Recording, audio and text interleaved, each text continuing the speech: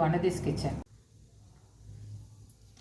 வாங்க இன்றைக்கி இந்த பலாக்காய் சொல்லுவாங்க இல்லையா, பலா பிஞ்சு பலா கச்சல்னு சொல்லுவோம் நாங்கள்.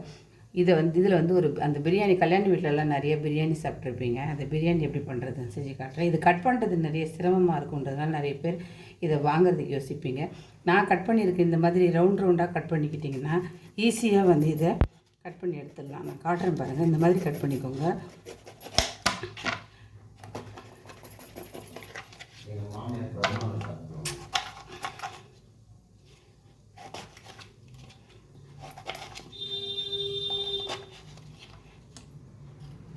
இது மாதிரி கட் பண்ணிங்கன்னா ஈஸியாக இருக்கும். கத்தியில் வந்து எண்ணெயை தடவிட்டு இது மாதிரி கட் பண்ணிங்க. இந்த மாதிரி நாராக இருக்கணும்.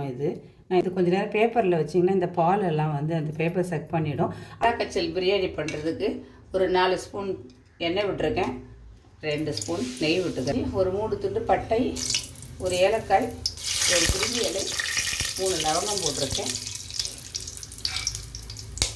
ஒரு கைப்பிடி முள்ளி போடுறேன். விருப்பம் இருந்தால் போட்டுக்கோங்க, இல்லைன்னா வேண்டாம்.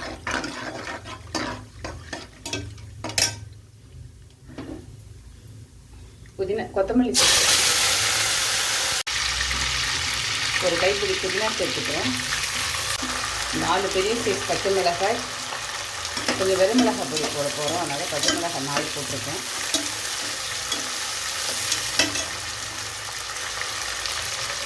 ஆறு வெங்காயம் கட் பண்ணியிருக்கேன்.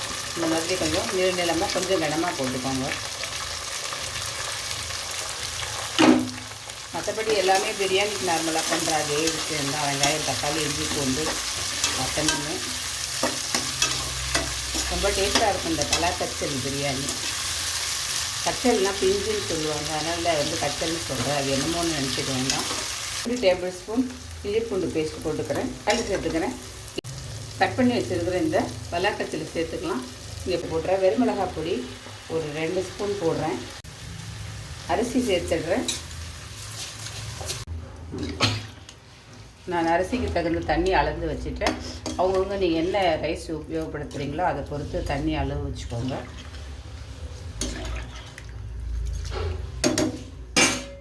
பிரியாணிக்கு தேவையான உப்பு போட்டுருங்க.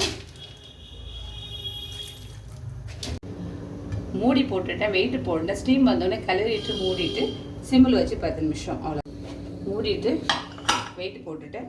உங்கள் ஸ்டவ் எவ்வளவு சிம்மு வைக்க முடியுமோ அவ்வளோ சிம்மில் வச்சுக்கோங்க. வச்சுட்டு கரெக்டாக 10 நிமிஷம் வச்சுட்டு ஆஃப் பண்ணி. சூப்பராக ரெடி ஆகிடுச்சு பாருங்கள். எப்படி உதிரியாக இருக்குது பாருங்கள். அடியெல்லாம் பிடிக்காது. இங்கே பாருங்கள், அடியெல்லாம் சூப்பராக இருக்கும். பிடிச்சதுன்னா லைக் பண்ணுங்கள், ஷேர் பண்ணுங்கள், சப்ஸ்கிரைப் பண்ணுங்கள். நன்றி, வணக்கம்.